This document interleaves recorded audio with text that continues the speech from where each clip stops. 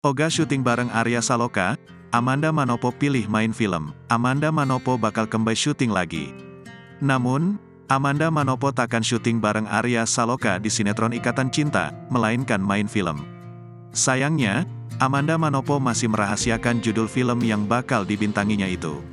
Hal ini terungkap saat Amanda Manopo tampil di program Sauran Trans TV, Minggu, tanggal 26 Maret tahun 2023. Jadi aku ambil pekerjaan ya seperti ini.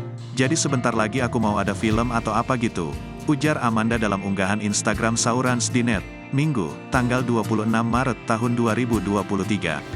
Ia ingin punya pengalaman lebih di dunia hiburan. Bagi Amanda, menjadi seorang aktris sinetron sudah memberikan pengalaman yang cukup selama 2 tahun ini. Atas keputusannya tersebut, Amanda Manopo diduga akan merambah dunia layar lebar sebagai bintang film. Amanda juga ingin mencari suasana baru setelah dirinya keluar dari sinetron Ikatan Cinta yang telah membesarkan namanya.